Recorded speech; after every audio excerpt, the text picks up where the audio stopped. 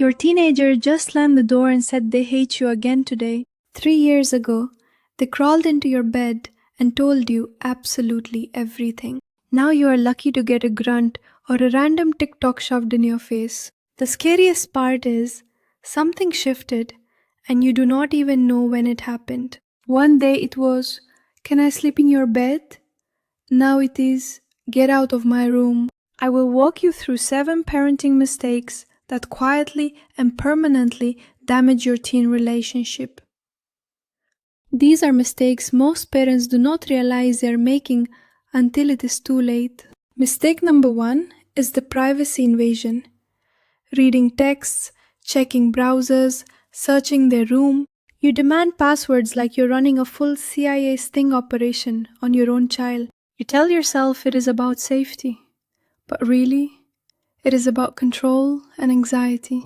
Your anxiety is in the front seat, flooring the gas, swerving through imaginary dangers constantly. What you are actually teaching them is that privacy is earned, not simply given to them. You are teaching them you do not trust them to make their own good decisions independently. Teenagers are supposed to separate from you psychologically. That is how they become their own person. When you violate their privacy, you are basically duct taping their identity directly to yours. They learn you cannot handle their independence, so they start hiding everything from you now. They hide not because they are bad, but because it feels like the only way to breathe. This is how you accidentally raise a world-class liar. Not from sneaking out to wild parties. Lying becomes the price of privacy when teens have no other way to protect themselves. Instead of trusting their own judgment, they start managing your anxiety like an unpaid therapist. Years later, they will not remember what you found. They will remember how you made them feel. Their need for privacy felt like a betrayal to you, and that memory will last forever. The shift is this: trust first, verify only when truly necessary, make privacy the default. If something serious worries you, address it directly rather than surveilling their entire life constantly.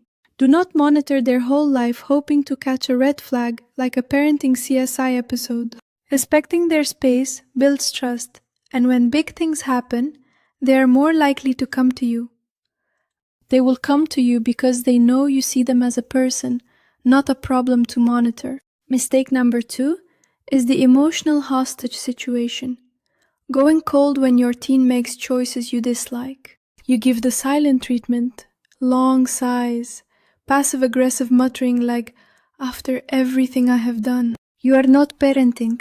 You are emotionally ghosting your teenager without even realizing it.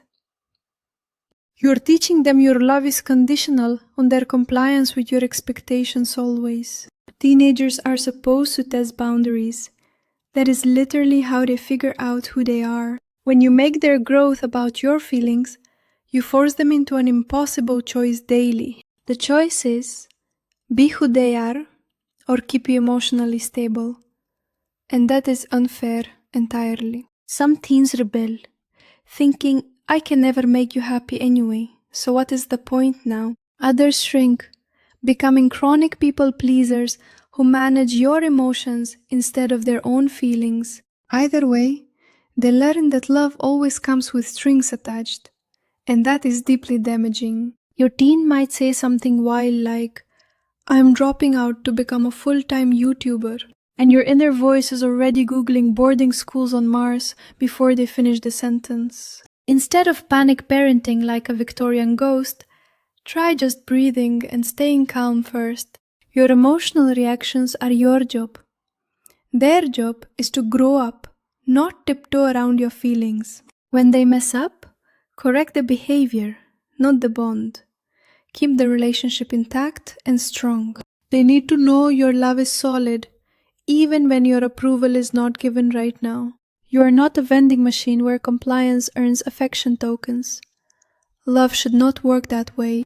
You are the Wi-Fi, stable, always on, and only notice when you mysteriously vanish completely. Mistake number 3 is the expertise assumption. You were a teenager once, so you think you get it. You survived puberty, high school drama, And bad haircuts. How different could it really be now?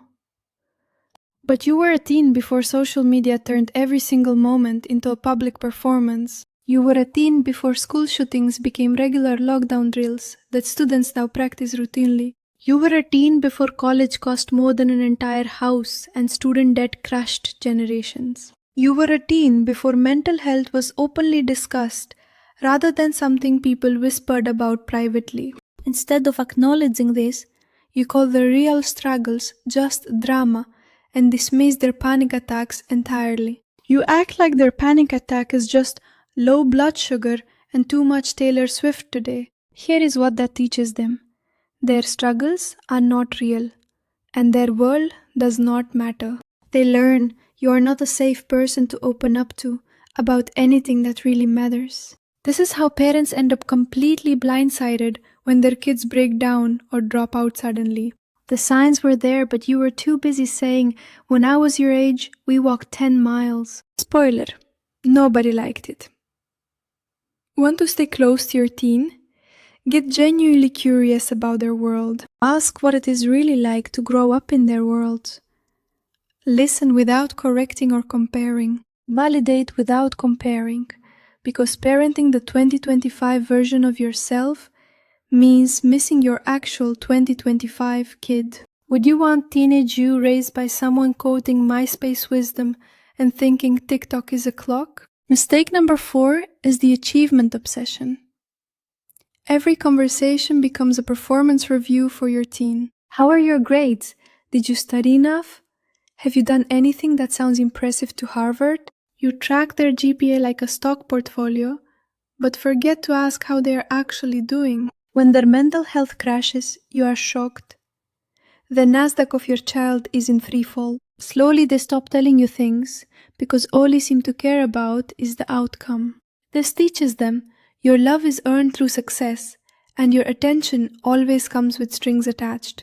They feel they are not enough unless they are excelling. That belief becomes deeply embedded permanently. Some kids burn out chasing gold stars while others give up entirely. Both outcomes are harmful. If I am not valedictorian by Tuesday, why even try? That is the thought they carry silently. Both groups learn, I cannot come to you when struggling, because disappointing you might completely break me. What they really need is someone who sees them, not just their stats and performance numbers. Ask about their thoughts, not just their test scores. Get curious about what truly lights them up. If your teen wants to be a juggler or a YouTuber, do not panic like they joined a cult. When they know they are loved for who they are, they stop being so afraid of falling short. Mistake number 5 is problem minimization. Your teen says their friends are icing them out today. Before they even finish, you say, "Do not worry, honey. In 5 years, none of this will matter." Or worse, you say, "Sounds like teenage drama. You will be fine." And move right along. You think you are helping them gain perspective, but you just hung a close sign on your emotional availability. What feels small to you might be earth-shattering to them.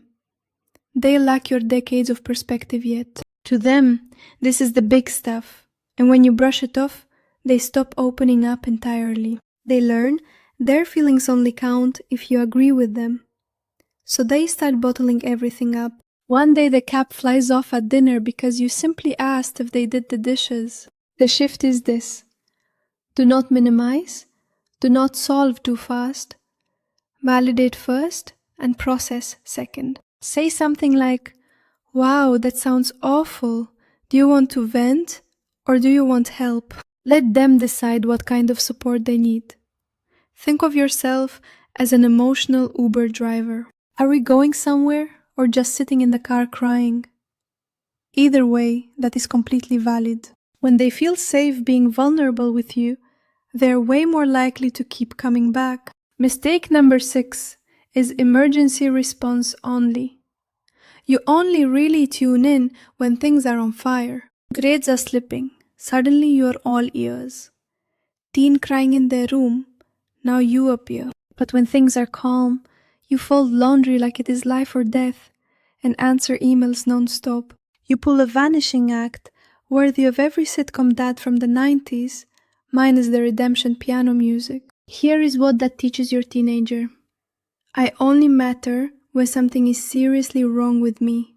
They start associating your attention with crisis, which leads to two very different but harmful outcomes. Either they hide their problems to avoid stressing you out, or they start staging emotional fires for connection. You ignored my science project. Fine. I'm dyeing my hair purple and texting my ex then. Connection should not be a fire drill.